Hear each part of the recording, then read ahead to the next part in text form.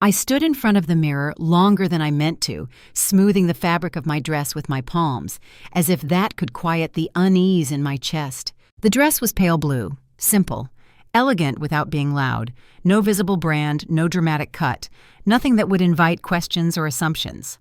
I chose it carefully, not because I lacked better options, but because I'd learned something over the years when meeting someone else's family for the first time. It was safer to blend in than to stand out. At least that's what I believed back then. Ryan appeared behind me, resting his hands lightly on my shoulders. "You look fine," he said. "They'll like you." His voice was warm, familiar, but there was a hesitation beneath it so subtle I didn't recognize it until much later. Now I know what it was. He already knew what kind of people they were. Ryan's parents lived in an affluent suburb where every lawn looked identical, and every house felt like it had been designed to impress from the outside and intimidate from within. As we drove through the quiet streets, I watched the houses pass by like silent judges. When we pulled into the driveway, my stomach tightened. Margaret, Ryan's mother, opened the door before we could knock. She was impeccably dressed, her hair perfectly styled, her expression polite in the way that required no warmth. "So you're Emily," she said, her eyes scanning me from head to toe in one smooth motion. "Yes, ma'am," I replied, offering a small smile. She nodded once and turned to Ryan. "Come in. Dinner's already on the table." No compliment, no welcome, just an assessment and a dismissal. Ryan's father, Thomas, was already seated at the dining table when we entered. He didn't stand. He didn't smile. He looked at me over the rim of his glasses, his gaze lingering briefly on my dress before moving back to my face. We sat. So he said, folding his hands together, "What do you do for a living?" "I work in financial consulting," I answered calmly. He made a sound that was almost a chuckle. "Oh, services." The word landed heavier than it should have. Not finance, not consulting, just services, as if I existed to assist rather than to belong. Margaret asked a few more questions. Where I grew up, where I went to school.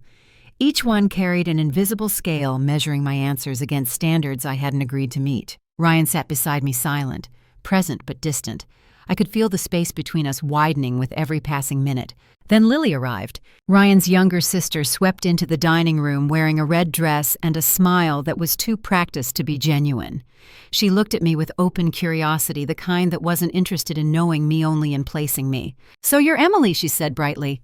"Wow, that dress is cute." I started to thank her. Before the words left my mouth, it happened. The wineglass tipped. Deep red liquid spilled across my lap, soaking into the pale fabric. For a split second, the room went completely silent. "Oh no," Lily exclaimed, though the corners of her mouth twitched upward. "I'm so clumsy." I stood up instinctively, my heart racing. Margaret sighed, clearly irritated. "Lily, be more careful."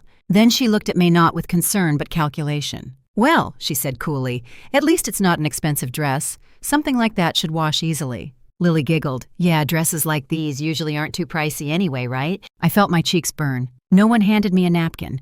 No one offered to help. No one apologized sincerely. Ryan said nothing. I lowered myself back into the chair, my hands trembling slightly as I smoothed the ruined fabric. The wine stain spread like a bruise, dark and impossible to ignore. In my head, I heard my grandfather's voice, steady, calm, unmistakable. "Never let anyone decide your worth based on what they see on the surface." They didn't know. None of them knew that just weeks earlier I had sat in a lawyer's office listening to a will being read. That I was the only granddaughter, the sole beneficiary, that my name now stood beside a number so large it didn't feel real, $150 million. They didn't know that I could have bought that table, that house, that entire street without blinking. And they certainly didn't know that this dinner, this moment of quiet humiliation, was being etched into my memory with perfect clarity. I smiled politely through the rest of the meal. I answered questions softly. I thanked them for dinner when it was over. But inside, something had shifted. I wasn't embarrassed anymore. I was observant. I watched the way Margaret's eyes narrowed when I spoke confidently. I noticed how Thomas dismissed me without knowing me. I saw the satisfaction flicker across Lily's face. And I understood something crucial that night. They had already decided who I was. All that remained was deciding when and how they would learn how wrong they were. The drive home was quiet. Not the comfortable kind of silence that settles naturally between two people who know each other well, but the heavy kind, the kind that presses against your ears and makes you acutely aware of every breath you take. Ryan kept his eyes on the road. His hands gripped the steering wheel just a little too tightly. I watched the street lights pass by, their glow flickering across the wine stain on my dress. It had dried now, leaving behind a dark reminder of the evening I wished I could peel off my skin and forget. I waited. For an apology, for an explanation, for something. Nothing came. Finally, I spoke. "Your sister spilled wine on me." "I know," Ryan said quickly. "And your parents insulted me." He sighed. "They didn't mean it like that." I turned to look at him. How exactly did they mean it then? He didn't answer right away. When he did, his voice was softer, cautious. "They're just traditional. They have certain expectations." About what I asked. Money, status, clothes. He hesitated. That hesitation told me more than any words could. When we reached my apartment, Ryan walked me to the door. He kissed my cheek, lingering just long enough to suggest affection without committing to responsibility. "I'll talk to them," he said. "It'll get better." I nodded, though something inside me had already grown still. Inside my apartment, I hung the dress carefully in the closet instead of throwing it away. I didn't know why yet. I only knew it mattered. That night I didn't cry. I lay awake, replaying the dinner in my mind, not as a victim, but as an observer. Every tone, every look, every calculated pause. People reveal who they are when they believe you have nothing they want. The next morning, my phone buzzed with a message from Lily. "Hey, sorry about last night, Loel. I didn't realize your dress would stain that badly." No apology, no responsibility, just dismissal. I typed a response, deleted it, typed again, deleted again. Finally, I replied, "It's fine," because it wasn't time yet. Over the next few weeks, the pattern became clear. Ryan's parents invited him to events without me. Lily posted photos from expensive restaurants and tagged Ryan, never once mentioning me. Margaret sent Ryan articles about appropriate partners and family image. He showed me some of them laughing awkwardly. They're ridiculous. But he never pushed back. And slowly I realized something more painful than their disrespect. Ryan wasn't torn between me and his family. He had already chosen them. The call from my lawyer came on a quiet Wednesday afternoon. "Everything is finalized," she said. "The assets are officially transferred. You're free to proceed however you like." I thanked her and hung up, sitting still for a long moment. $150 million. A number that could buy silence, power, revenge. But I didn't feel triumphant. I felt clear. That weekend, Ryan invited me to a charity gala his parents were attending. "They want to see you again," he said. "Make a better impression." I smiled. Of course. This time I chose my outfit differently. Still elegant, still understated, but tailored perfectly. The kind of simplicity that only looks simple to people who don't understand it. When we arrived, Margaret greeted me with the same polite distance. "You look nice," she said, as if the compliment tasted strange. Thomas nodded stiffly. Lily barely glanced at me. Throughout the evening, I watched them network, perform, flaunt. I listened as Thomas bragged about his investments, as Margaret talked about old money values, as Lily laughed too loudly at jokes meant to display her proximity to importance. At one point, a well-dressed man approached me. "Emily," he asked, "I believe you're Mr. Hawthorne's granddaughter." Margaret froze. "Yes," I said calmly. His eyes lit up. "Your grandfather was a legend. I worked with him years ago." Thomas leaned closer, suddenly attentive. Margaret's smile sharpened. "Oh," she said, "you never mentioned that." I returned her smile. "You never asked." The man excused himself moments later, but the air had shifted. Margaret studied me differently now. Thomas asked questions he should have asked weeks ago. Lily watched me with narrowed eyes. Ryan looked confused. Later, as we stood near the bar, Lily leaned in. "So, your family's pretty successful, huh?" I met her gaze. "You could say that." That night on the drive home, Ryan finally spoke. "Why didn't you tell me?" I looked out the window. "You never wanted to know."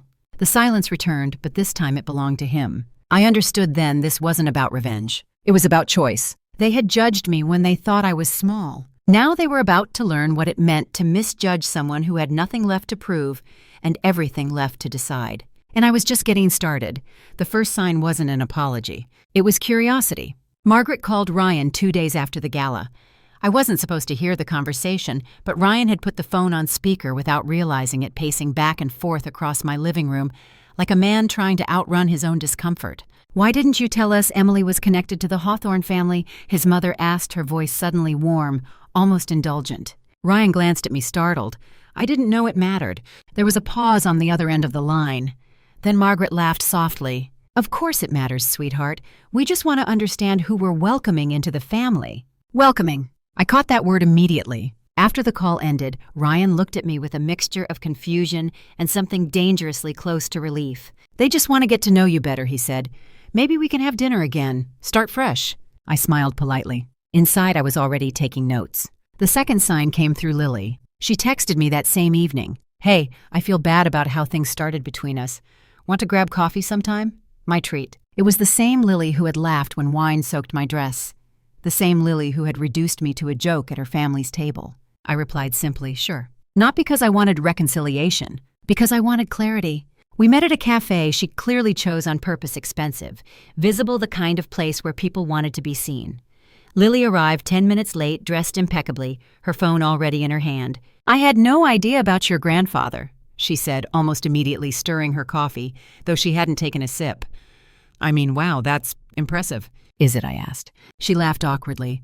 I just mean people underestimate you. I met her eyes. You did. She flinched but recovered quickly. Well, she said, leaning forward, lowering her voice, family dynamics can be complicated. I think we just got off on the wrong foot. I let the silence stretch, just long enough to make her uncomfortable. Lily, I said calmly, you didn't trip. You poured wine on me, and then you mocked my dress. Her cheeks flushed. That wasn't my intention. It was the outcome, I replied. And intentions don't erase outcomes. She nodded stiffly, clearly unused to being spoken to that way. The third sign came from Thomas. He invited Ryan and me to his private club, something he had never done before. The invitation was framed as casual, but the effort behind it was unmistakable. At the club, Thomas introduced me to his associates with a new tone in his voice. This is Emily, he said. She comes from a very established background. I noticed how carefully he chose that word. Established! Men who had barely acknowledged me weeks earlier now shook my hand enthusiastically. Conversations shifted when I entered the room. Questions followed about my interests, my plans, my vision. Margaret watched it all with a calculating smile. Later that evening, she pulled me aside. You know, she said softly, first impressions can be misleading.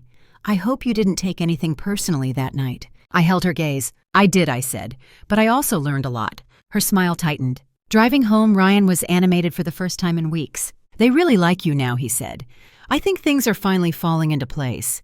I didn't answer, because I had begun to see the pattern clearly. They weren't interested in me. They were interested in my position. And Ryan, sweet, well-meaning Ryan, was too relieved to notice the difference. A week later, Margaret invited me to lunch, just the two of us. She chose a restaurant known for its exclusivity. She ordered for both of us without asking. You must understand, she began once the plates arrived, that our family values tradition, stability, legacy. I nodded. And now that we know where you come from, she continued, we feel much more comfortable. There it was, comfort. As if respect were something you earned retroactively. I'm glad, I said evenly, though nothing about me has changed. Margaret laughed lightly. Of course not. But her eyes said otherwise. That afternoon, I met with my financial advisor. I didn't mention Ryan. I didn't mention his family. I asked about leverage, about influence, about how quietly power could move when guided carefully.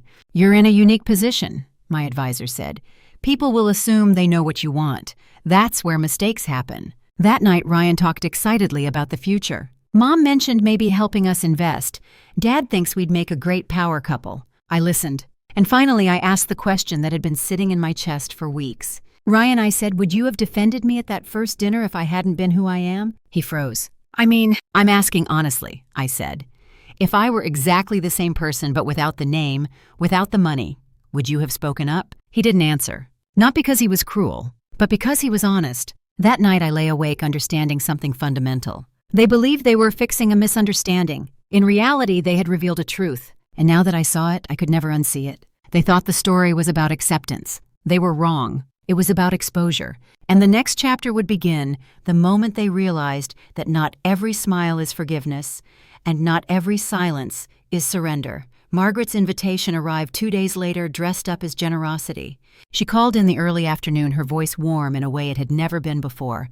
Emily, we're hosting a small dinner this Friday, just close friends and family. I would love for you to come properly this time. Properly. The word lingered after she hung up. Ryan was thrilled. They're trying, he said. This is good. It means they're finally accepting you. I smiled and nodded, letting him believe that. Inside, I was already preparing, not emotionally, but strategically. The dinner was held at their home again, but everything was different. The table settings were upgraded. The wine was older. The guest list included people I recognized immediately, investors, board members, names that appeared regularly in financial headlines. Margaret greeted me at the door with both hands on my arms as if we were old friends. You look wonderful, she said. Absolutely wonderful. Thomas shook my hand firmly. We're very pleased you could join us. Lily hugged me. Actually hugged me. I feel like we got off on the wrong foot, she said sweetly. I hope you can forgive me. I returned the hug lightly, of course. Forgiveness, I had learned, was often mistaken for access. Throughout the evening, I watched them perform. Margaret hovered nearby, subtly steering conversations my way.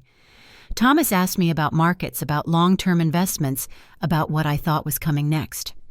Lily laughed at my jokes a little too loudly, her eyes darting toward her parents after every interaction. They were trying to impress me now, not because they valued me, but because they believed I was valuable. At one point, a man named Richard, an old associate of my grandfather's, approached me with a knowing smile. "Your grandfather would be proud," he said. "You remind me of him." Margaret beamed, as if the compliment extended to her by proximity. Later, as dessert was served, Margaret leaned closer to me. "You know," she said quietly, "family supports family. Ryan and you have such a bright future ahead. It would be nice to discuss how we can help each other." There it was, the first reach. I tilted my head slightly. "In what way?" "Oh," she said smoothly. "Connections, advice, shared opportunities. With your resources and our experience, there's so much potential." Ryan watched us hopeful, expectant. I smiled. "I'm sure," I said, but I made no promises. That night, Ryan was euphoric. "They love you," he said. "I've never seen them like that." "They love what they think I represent," I replied. He frowned. "You're overthinking." "Maybe. Or maybe I was finally thinking clearly." The following week, the requests began. Thomas asked if I could introduce him to a few people. Margaret mentioned a charitable foundation she wanted my input on. Lily asked if I could help her understand investing over brunch. Each request was polite, reasonable, framed as optional. And each one confirmed what I already knew. They didn't want me. They wanted access. I agreed to nothing directly.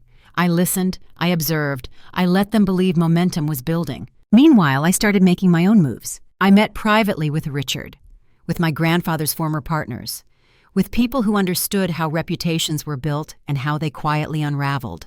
I never spoke badly about Ryan's family. I didn't need to. I only asked questions. "Have you worked with Thomas before? What's your experience with Margaret's foundation? Do you find Lily reliable?" People like that always answer honestly when they think you're simply being careful. Patterns emerged quickly. Questionable ethics, short-term thinking, a reliance on image over substance. By the time Margaret invited me to join her foundation's board informally, I already knew the foundation was struggling and why. "I'd be honored," I said. "Let me review a few things first." She looked relieved, triumphant. Ryan proposed that weekend. It wasn't extravagant, just the two of us, a quiet moment, a ring he'd clearly chosen with care. I said yes. Not because I was certain, but because I wanted to see how far they would go once they believed I was fully committed. The engagement changed everything. Margaret announced it to everyone. Thomas started calling me daughter. Lily talked about bridesmaid dresses.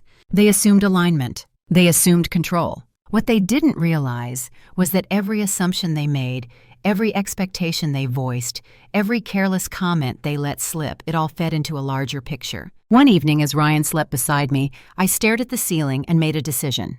This wasn't about revenge. It was about revelation. They had shown me who they were when they believed I was beneath them. Now they were showing me who they were when they believed I was their opportunity. Soon they would learn the difference between access and ownership. And by the time they realized the game had changed, it would already be over. Because the most dangerous person in the room is never the loudest. It's the one who watches quietly while everyone else assumes they're winning. The engagement made me visible in ways I hadn't anticipated. People who had once spoken over me now waited for my response. Invitations arrived addressed to Mr. and Mrs. Thomas's future daughter-in-law. My name appeared on seating charts, donor lists, and email threads I'd never been included in before. I had crossed an invisible line. And the moment I did, the tone changed again, not toward warmth, but entitlement. Margaret began calling me several times a week. Sometimes it was to check in. Sometimes it was to run an idea by me. But more often than not, the calls drifted toward expectation. "You know, Emily," she said one afternoon, "with your background, you must understand how important optics are. If people see you supporting the foundation, it sends a message." "What message?" I asked. "That we're aligned," she replied smoothly. Aligned. The word appeared everywhere now. Thomas invited me to lunch at his club and spoke openly about expanding his portfolio. Lily started asking questions that weren't really questions at all. "If I wanted to launch something," she said once, sipping her drink, "you'd probably know how to make it successful, right?" I smiled. "Success depends on more than money." She laughed, unconvinced. Ryan noticed none of it. He was basking in the approval he'd been waiting for his entire life. His parents were attentive, supportive, proud. He mistook their behavior for growth. I mistook nothing. I watched the way Margaret spoke to staff, pleasant but dismissive. I noticed how Thomas took credit for ideas that weren't his. I saw how Lily mimicked confidence without substance, charm without accountability. And I began to understand the role they had assigned me. I wasn't family. I was infrastructure. The first true test came during a fundraiser Margaret was hosting for her foundation. She asked, no, assumed that I would attend. Not just attend, but speak. But people would love to hear from you, she said. It would elevate the evening. About what I asked. Oh, she waved a hand. Legacy, responsibility, giving back. I agreed, but not for the reason she thought. The night of the fundraiser, the room was full. Donors, board members, influencers. I recognized several names my grandfather had once warned me about, the kind that appeared generous on paper and reckless in practice. Margaret introduced me last. This young woman, she said proudly, represents the future of philanthropy. I stepped forward, the microphone cool in my hand. I believe legacy isn't about visibility. I began. It's about accountability. Giving back doesn't mean attaching your name to something. It means ensuring what you support actually works. The room quieted. I spoke calmly, carefully. I didn't criticize. I didn't accuse. I simply spoke about transparency, about oversight, about responsibility, about how money without structure does more harm than good. Margaret's smile froze. Afterwards, several people approached me not to praise the foundation, but to ask questions.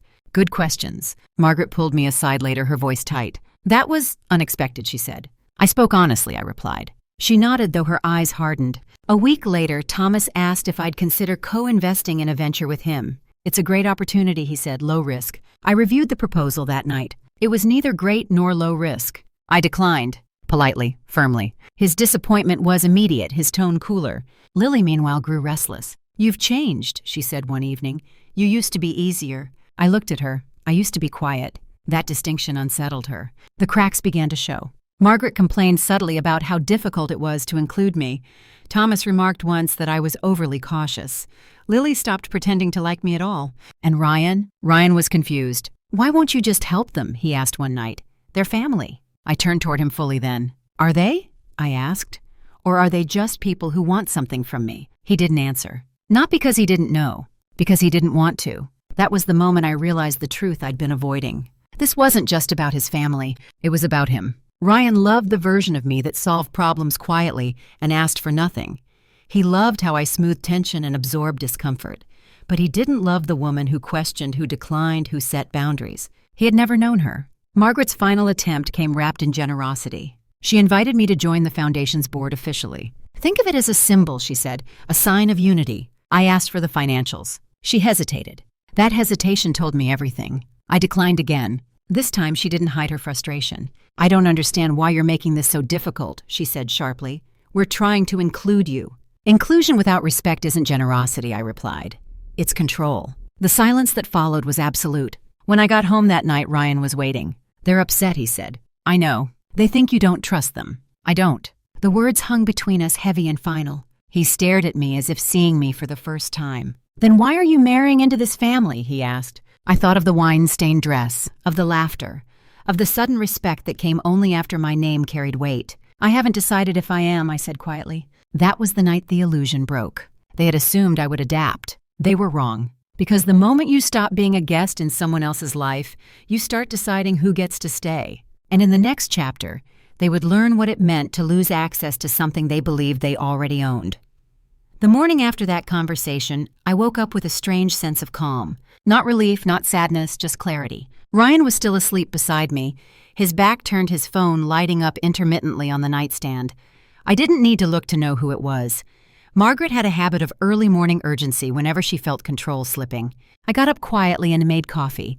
As the machine hummed, I realized something important. For weeks I had been reacting, observing, enduring, adjusting, always one step behind their expectations. That morning I decided to move first. I scheduled 3 meetings before noon. The first was with my legal advisor.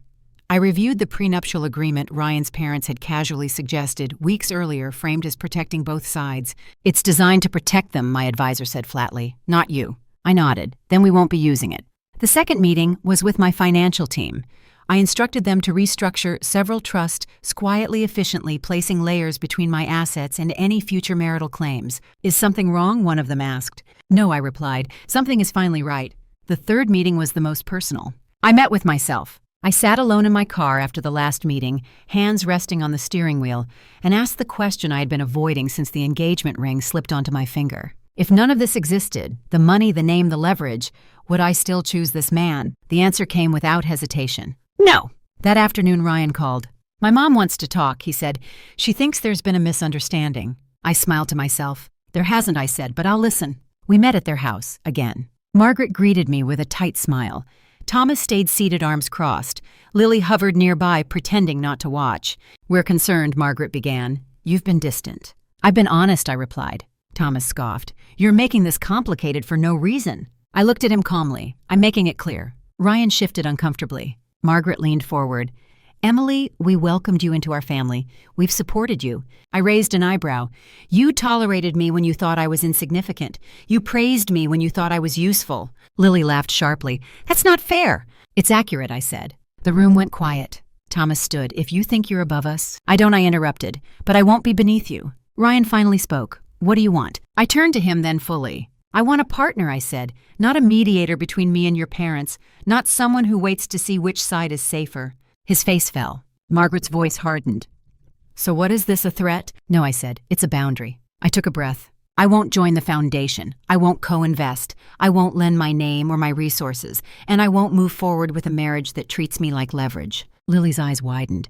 You're calling off the wedding. I'm reconsidering it, I replied. Ryan looked stunned. Emily, I asked you a question weeks ago, I said softly. You never answered it. I have. Silence filled the room again, heavier than before. Margaret stood slowly. You're making a mistake. I smiled, not kindly, not cruelly, honestly. No, I said, I'm correcting one. I left without another word. That night Ryan called, then texted, then showed up at my door. I love you, he said desperately. They don't matter. I studied his face, the fear, the confusion, the sincerity tangled with dependency. If they didn't matter, I said gently, this would have happened at the dinner table. He had no response. I removed the ring and placed it in his hand. I hope you find someone who fits the life you're trying to protect, I said. I'm not her. He left without arguing. The fallout was immediate. Margaret told people I was unstable. Thomas implied I was manipulative. Lily posted vague comments about people who pretend to be classy. I didn't respond. Instead, I made one final move. I withdrew my informal support from every space they occupied. Donations I had quietly contributed were redirected. Introductions were politely declined. Invitations went unanswered. Nothing dramatic, just absence. An absence I learned is louder than confrontation. Within weeks, whispers began.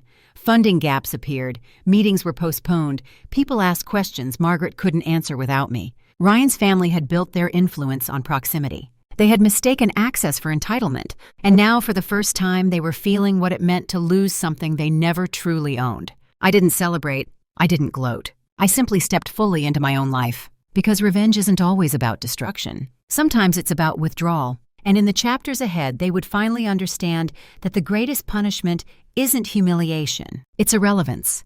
The first message came from Margaret's assistant. It wasn't angry, it wasn't demanding, it was cautious. Margaret would love to reconnect when you're ready. She values your insight. I didn't reply. The second came from Thomas himself. Emily.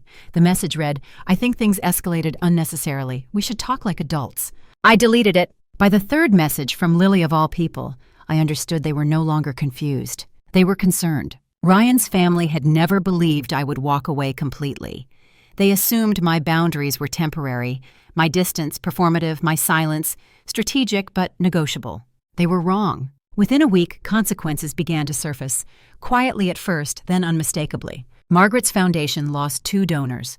One cited internal concerns, another simply stopped returning calls. Thomas's club connections cooled. Invitations dried up. The kind of people who once lingered around their table now kept conversations brief. No one blamed me. No one mentioned my name. But influence leaves fingerprints when it disappears. Ryan called again, his voice unsteady. They're spiraling, he said. Mom barely sleeps. Dad's furious. Lily thinks you planned this. I didn't, I replied. I just stopped compensating. He sighed. They want to apologize. I paused. Do they want forgiveness, I asked, or restoration? He didn't answer. That told me enough. A week later, Margaret requested a meeting formally this time. A neutral location, a public place, witnesses nearby. Control had shifted. We met at a private room in a hotel lounge. Margaret arrived early, dressed impeccably, her posture rigid. Thomas joined moments later, jaw set. Lily didn't come. "Thank you for meeting us," Margaret began. "We want to clear the air." I nodded. "Go on." She folded her hands. "We mishandled things. We judged too quickly." Thomas cleared his throat. There was no ill intent. I waited. Margaret exhaled. "We apologize." It was carefully said, practiced, controlled. I studied her face, then Thomas's. "What exactly are you apologizing for?" I asked. Margaret hesitated. "For misunderstanding," she said finally. I smiled faintly. "That's not it." Thomas bristled. "You're splitting hairs." "No," I replied. "I'm drawing lines." I leaned forward slightly. "You didn't misunderstand me," I continued calmly. "You dismissed me. You disrespected me. And when you believed I had value, you changed your tone." Margaret's eyes flickered. "We were under pressure," she said. "So was I replied. "And I didn't spill wine on anyone." Silence. "I'm not interested in apologies that exist only to restore access," I said. "I'm interested in accountability." Thomas scoffed. "So what do you want? A public statement?" "No," I said. "I want nothing." That startled them. Margaret's composure cracked slightly. "Nothing. Nothing," I repeated. "No meetings, no involvement, no association." Thomas leaned back. "You're being unreasonable." I met his gaze evenly. "You're being inconvenienced." Margaret's voice softened. "Emily, Ryan loved you." "I know," I said. "But love that requires silence isn't love." The meeting ended without resolution. As I left, I felt something I hadn't expected. Relief. Not because I'd won, but because I no longer needed them to understand. Over the next month, their world continued to shrink. Margaret's foundation quietly restructured. Thomas's investment stalled. Lily's social presence lost momentum. Not catastrophically, but noticeably. And Ryan faded. We exchanged a few final messages, logistical, polite, detached. Eventually, even those stopped. One evening, as I was leaving a charity board meeting of my own, one built on transparency, accountability, and actual impact, I ran into someone unexpected. "Richard." He smiled warmly. "You handled that well," he said. "I didn't do anything," I replied. He chuckled. "That's exactly what you did." Later that night, I sat alone on my balcony, city lights stretching endlessly below. I thought about the girl who'd walked into that first dinner, careful, quiet, hoping to be accepted. She had believed respect was something you earned by shrinking. She was wrong. Respect begins the moment you refuse to tolerate disrespect. I didn't feel angry anymore. I felt free. Because when people show you who they are, the bravest thing you can do isn't to fight them, it's to believe them. And in the next chapter, they would finally understand something even harder to accept. They hadn't lost me. They had disqualified themselves. The rumor didn't come from me. That was the part they never understood. It surfaced quietly at first. Questions whispered between donors, pauses, and conversations that used to flow freely. People who had once praised Margaret's foundation began asking for reports, transparency, numbers, proof, the kind of things that don't trouble honest organizations but terrify performative ones. I heard about it through Richard. "They're being audited," he told me over coffee. Internally, a few board members pushed for it. I stirred my cup slowly. "I'm not involved." "I know," he said. "That's why it's working." Margaret had always relied on image, on proximity to influence, on the unspoken assumption that association meant credibility. When I stepped away, the illusion didn't shatter immediately, but it thinned. And once it thinned, people started seeing through it. Thomas, meanwhile, had his own problems. A partnership he'd been negotiating quietly fell through. The explanation was polite, almost apologetic. "We're reassessing our risk profile." Another meeting was postponed, then canceled. He blamed timing, markets, anything but the obvious. Lily tried to get ahead of it. She reached out publicly, commenting on my social media posts with exaggerated warmth, tagging me in throwbacks that implied closeness we never had. It was transparent, and it backfired. People noticed the sudden friendliness. They always do. Ryan called again after weeks of silence. "I didn't believe you," he said. "Not at first." I closed my eyes briefly. "Believe what I asked." "That they treated you differently," he said. "I thought you were reading too much into it. I thought maybe money changed things." And now I asked. And now he said quietly, "I see that money just revealed things." I didn't respond. "I'm sorry," he added, "for not standing up for you, for letting them decide the tone." "I know," I said, and I meant it. But understanding doesn't rewind time. That evening, Margaret finally broke her silence publicly. She released a statement. It spoke of misunderstandings, of private family matters, of unfortunate misrepresentations. It denied wrongdoing without addressing specifics. It emphasized decades of service without offering evidence. It was carefully worded and completely ineffective. People don't believe statements anymore. They believe patterns. A week later, a journalist contacted me. "I'm writing a piece about shifting dynamics in legacy philanthropy," she said. "I wanted your perspective." I agreed on one condition. "No names," I said. "No accusations, just principles." She agreed. The article came out days later. It didn't mention Margaret or Thomas. It didn't mention Ryan's family at all. It talked about power structures that depend on access rather than merit, about how performative generosity collapses under scrutiny, about the quiet strength of walking away instead of playing along. People connected the dots on their own. Margaret's foundation lost its chairperson shortly after. Thomas stopped attending his club. Lily deleted several posts, and still I said nothing. One afternoon I ran into Margaret unexpectedly at a bookstore. She looked different, smaller, less polished. Her eyes flicked to me, then away. "Emily," she said, forcing a smile. "Margaret." She hesitated. "I hope you're well." "I am," I replied. She nodded slowly. "You didn't have to do this." I met her gaze calmly. "You did this. I just stopped pretending it wasn't happening." Her jaw tightened. "We gave you opportunities," she said. "No," I replied gently. "You tried to take advantage of me.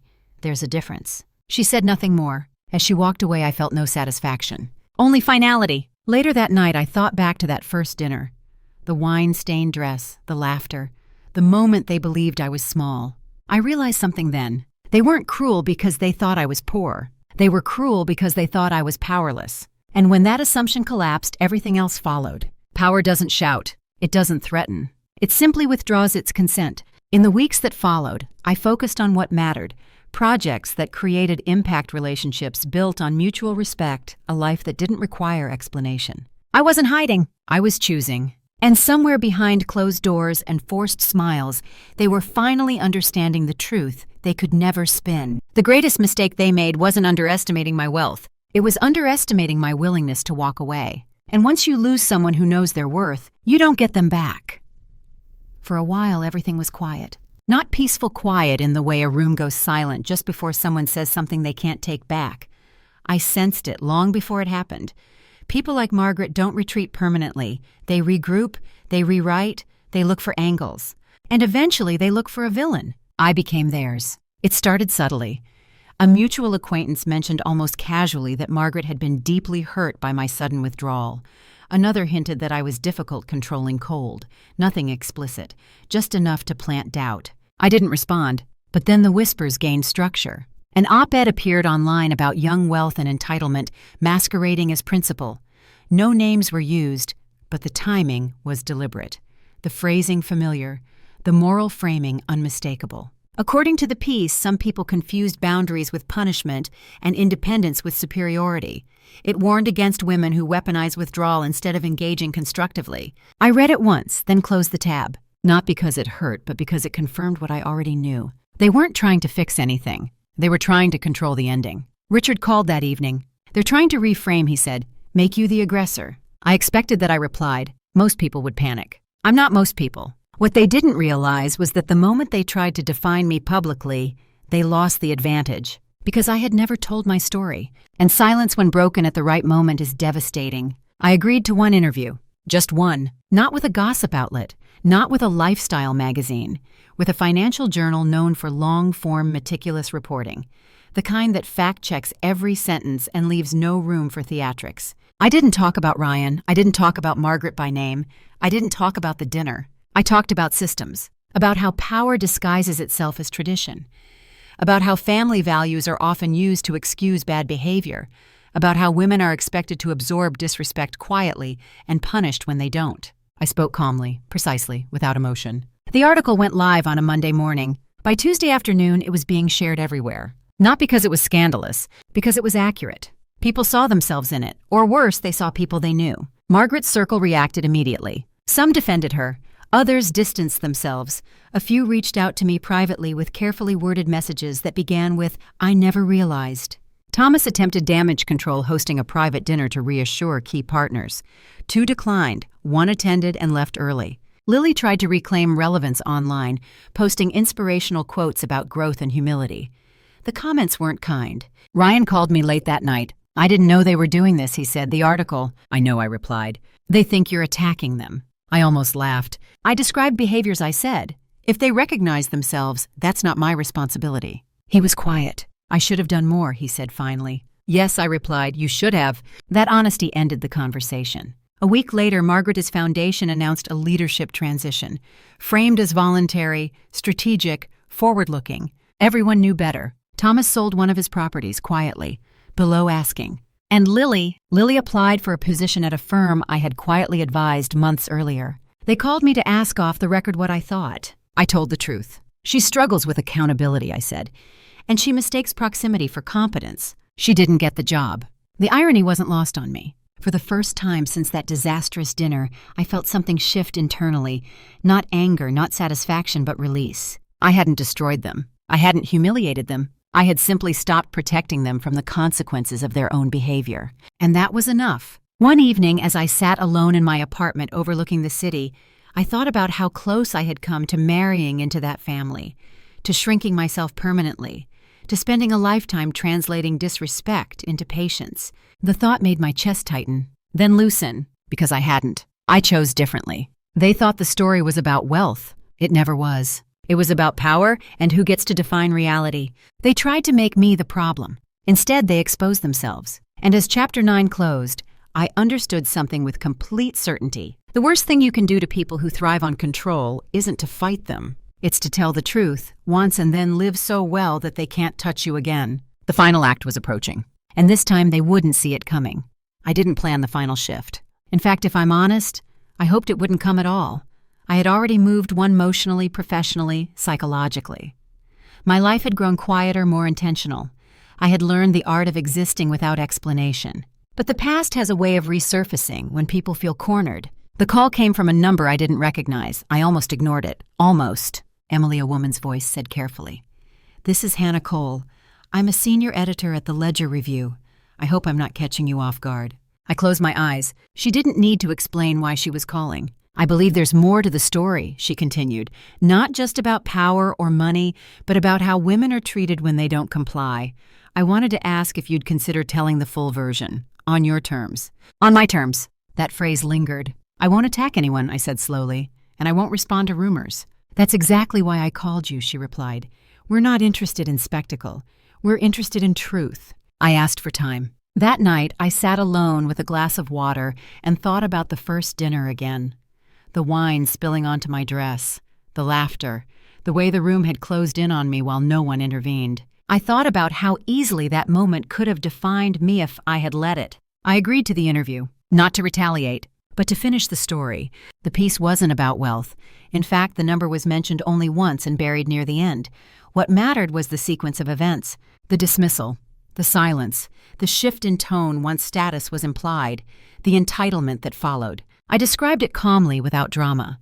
No raised voices, no villains, just behavior placed under light.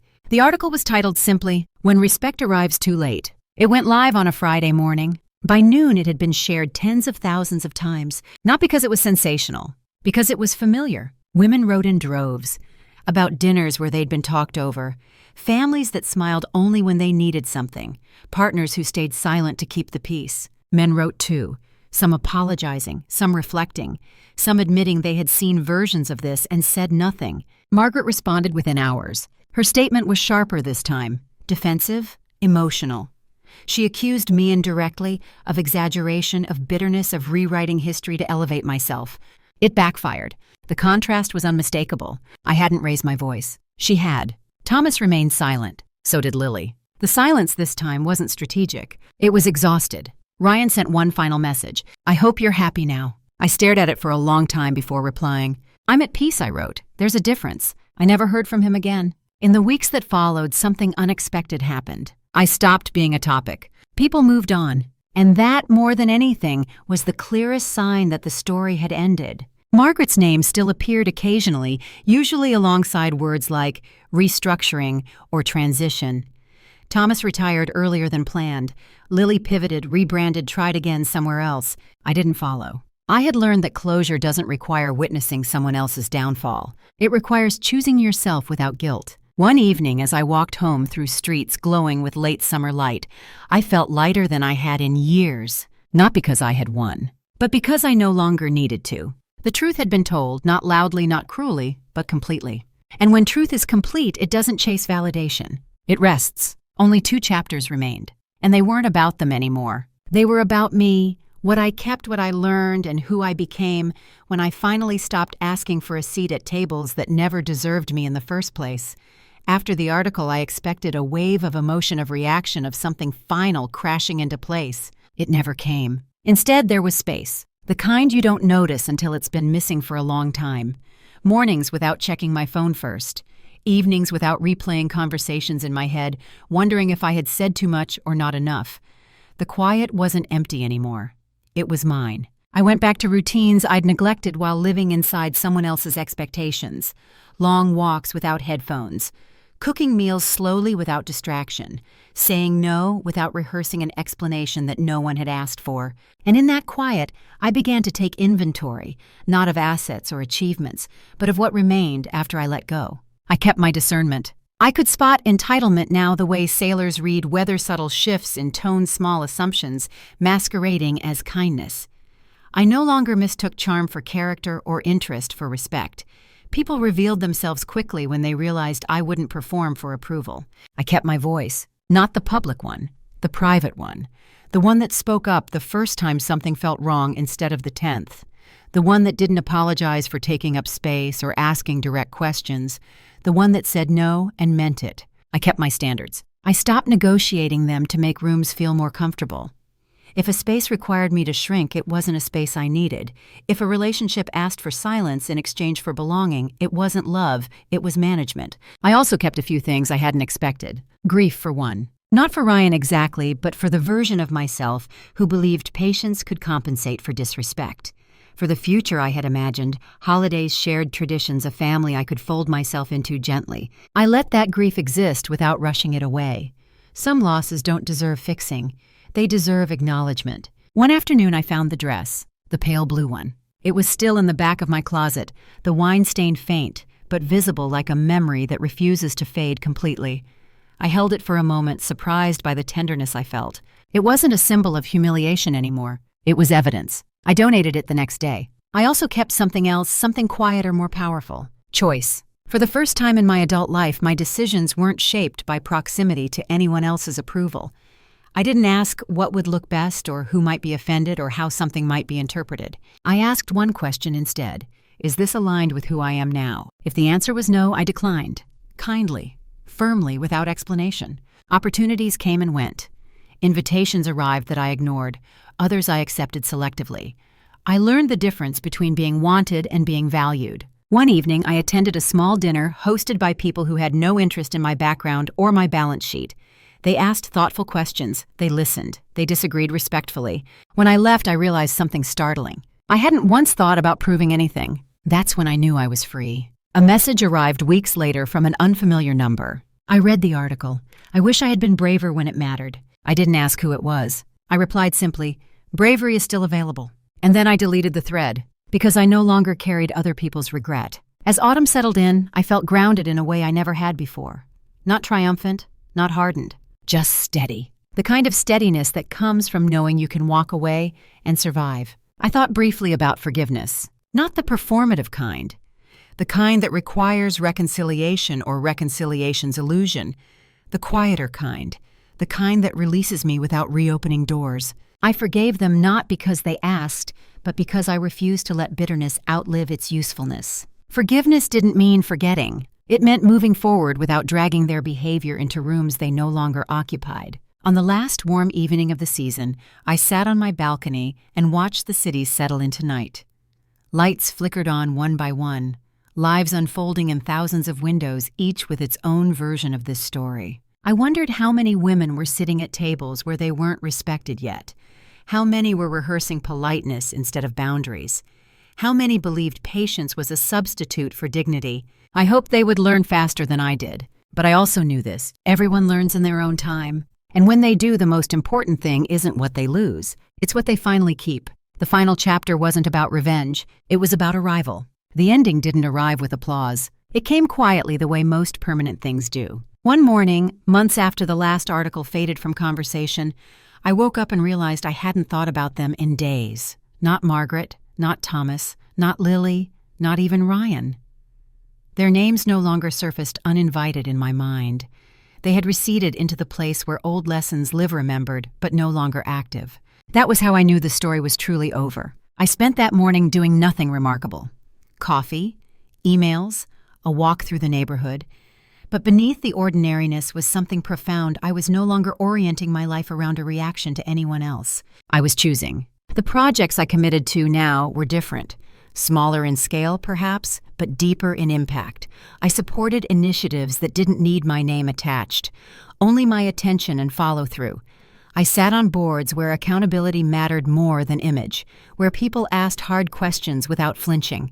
Power, I had learned, wasn't about being seen. It was about being effective. Occasionally, someone would recognize me from the article, from a panel, from a passing mention. They would ask if I regretted anything, if I wished I had handled things differently. I always answered the same way. I regret how long it took me to listen to myself. Nothing else. I kept in touch with very few people from that chapter of my life. Richard occasionally. A handful of women who reached out after the piece ran who didn't want advice, just confirmation that they weren't imagining what they were experiencing. I never told them what to do. I only told them what I learned. That you don't owe anyone access to your future just because they were present in your past. That love doesn't require endurance of disrespect. That walking away is not failure, it's discernment. One evening while attending a small gathering, someone asked what kind of partner I was looking for now. I smiled. One who speaks up when it's uncomfortable, I said, especially when it's uncomfortable. They nodded as if understanding something about themselves in that moment. I thought about Ryan once more that night, not with longing but with clarity. He hadn't been malicious. He had simply chosen comfort over courage. And while that choice wasn't unforgivable, it was incompatible with the life I wanted to live. I wished him well. From a distance, the pale blue dress appeared again unexpectedly in my thoughts. Not as an image of humiliation, but as a marker, a dividing line between who I had been and who I became. Some people collect reminders of their growth. I released mine. As winter approached, I took a short trip alone. No itinerary, no expectations, just movement. On the last day, I sat by the water and wrote a single sentence in my notebook. I will not beg for dignity. That became my anchor. The wealth I had inherited gave me freedom, but it was never the point. The point was agency. The ability to leave rooms without asking permission. To build a life that didn't require performance. If there was a twist in the story, it wasn't that they underestimated me. It was that I stopped overestimating them. They weren't villains. They were ordinary people who mistook access for entitlement and comfort for character. And I didn't need to defeat them. I needed to outgrow them. Now, when I sit at tables, literal or otherwise, I don't wonder if I belong. I know, because belonging isn't something you earn from people who diminish you. It's something you claim the moment you refuse to be diminished at all. And that was the real inheritance. Not the money, not the recognition, not the vindication, but the certainty that my life, its pace, its values, its direction, belongs entirely to me. That is how the story ends. Not with revenge, but with ownership.